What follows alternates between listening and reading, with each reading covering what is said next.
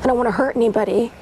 Famous last words. What's going on, folks? Welcome back. Justin here as always. Thanks for stopping by and hanging out with me today to talk about Bones and All, the new Luca Guadagnino movie starring Timothée Chalamet and Taylor Russell. You guys might notice my setup looks a little different today. It's Thanksgiving Day. I just ran out to get a couple things. I came back and my power is off. So I don't have my light in front of me. I don't have all my neons behind me. So I guess today this review is just my bones and all. This is me at my rawest form. Reviewing this movie, but I really wanted to talk about it before I went to my Thanksgiving dinner today. What better Thanksgiving movie to talk about than a movie about cannibals, people who eat other people. I wanted to talk about this movie today because I feel like it's one of those movies that's just going to quietly come and go, and there's not going to be a lot of word of mouth about it, and there's not going to be a lot of people talking about it. Even though it does star a massive actor like Timothée Chalamet and even Taylor Russell, she's great in this too. This movie is very quiet, it's very slow, it's extremely character driven, and people going into this movie thinking that it's going to be just a balls to the wall horror movie or something like that. That's really not what this movie is. This movie is 100% focused on its characters and its story. The cannibalistic stuff, the bloody, gory horror stuff is almost a side dish to this coming of age road movie. The movie follows on Marin, a young girl who's growing up with this affliction, this compulsive need to eat human flesh. At first when I saw this trailer, I thought it was a vampire movie, but this is a cannibal movie. It's based on a 2015 novel of the same name. At the beginning of the movie, our main character, Marin, is starting a new school and she's starting to meet new friends, and she's invited over to a sleepover, but she's unable to control her impulses, and something happens at that sleepover, and like many times before, her and her father have to pick up and move because obviously you can't just go around eating people. You just can't go around killing people. And this has kind of been her whole life as of now. She's 18 years old, and through the first 18 years of her life, it kind of played out just like that. Her unable to control her cannibalistic impulses, and her father having to pick up and move to a different town nearly every year to protect her from people finding out what she does and who she is. And along the way, she ends up meeting another eater, as they call them. They call the cannibals eaters in the movie.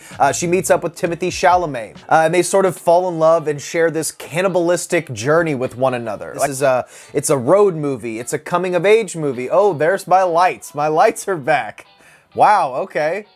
I guess this is what I really look like now. I liked wearing these glasses because usually I can't because the light shines right on them and the reflection bugs the shit out of me. Now, although the very nature and the basis of this movie is based in horrific acts, that's all really, like I said, just a side dish to what really is a character study, a story about loneliness and humans and love and the desire for companionship. This movie in many ways reminded me of a movie like Interview with the Vampire, where you get to spend time with these people and realize how lonely of an existence can be when you have this hunger, whether you're a vampire or a cannibal. It's an extremely isolating life, and this movie just spends time with them as they realize that Timothée Chalamet and Taylor Russell's character, eaters as they call them, aren't able to live a normal life. They are forced to live a life in the margins of society, in the shadows, in order to live and continue to be lovers in cannibalism. Now, what made this movie work for me, aside from just the absolute powerhouse performances from Timothée Chalamet and Taylor Russell? We'll get into that in a minute. There's also an amazingly disturbing cameo scene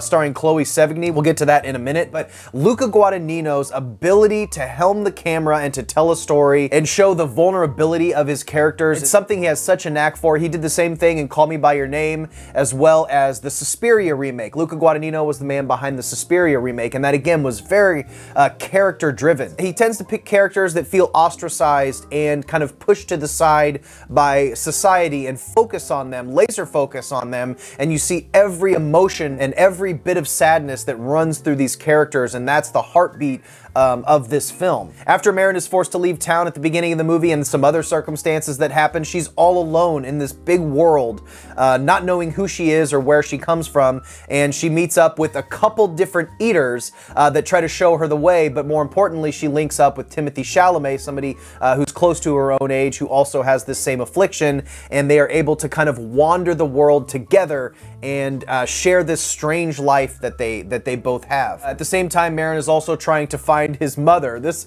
you know, I had the funny thought, it kind of reminds me of My Girl 2 if Veda was a cannibal. She's on this road trip journey, this coming of age story with another young boy her age on the search for her mother. It kind of reminded me in a weird way of My Girl 2 if Veda ate other human beings in a very graphic and disturbing way. Kind of like Lestat in Interview with the Vampire, for these characters there's a struggle of morality and the fact that even though they must take lives to feed their needs, the pain and tragedy they cause to the lives of others as they use them for food can be a miserable and painful life. And how does one separate and detach from that in order to keep on going? Like in a movie like Interview with the Vampire, Near Dark, or Dr. Sleep, you get to see what monsters do in the dark, the day-to-day for those who are forced to live life in the shadows and commit unspeakable acts. And this movie relishes in every small moment. This movie doesn't rush, it doesn't move from scene to scene quickly. You get lots of shots of amazing dialogue with beautiful landscapes and lingering shots on actors' faces. It's very artistic in a way that, say, an A24 or more independent film would be, but this film has a good budget. It absolutely looks beautiful from every moment. And like I said, the performances are absolutely amazing. There's a point where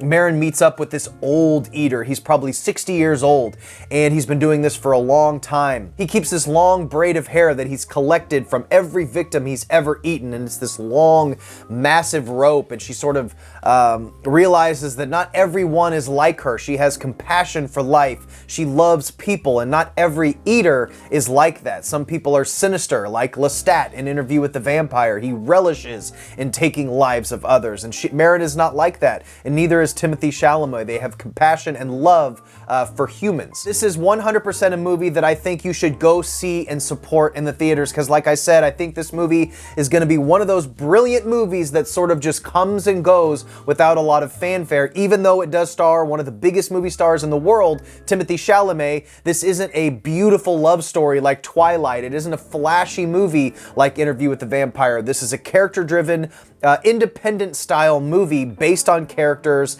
and it's a slow-moving character study. So I think the word of mouth may be a little slower on this because it's not the traditional glitzy romance movie that some people may think. The characters are very grimy in this. Timothée Chalamet is greasy and dirty and skinny. He's not the beautiful person that you see in a lot of his other movies. So I highly suggest going to see this. I want you guys to go check out Bones and All and support this movie in the theaters because it's an absolutely beautiful film. I love these slower character-driven movies, and this movie just nailed it on all aspects. The score is wonderful. The performances, like I said, are amazing. That cameo of Chloe Sevigny will haunt your dreams forever. What a brilliant actress.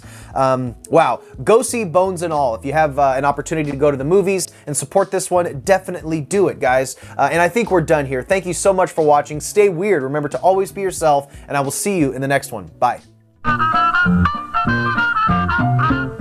There are ways to make your leftover turkey seem more glamorous and exciting. Some just work better than others. Got enough stovetop?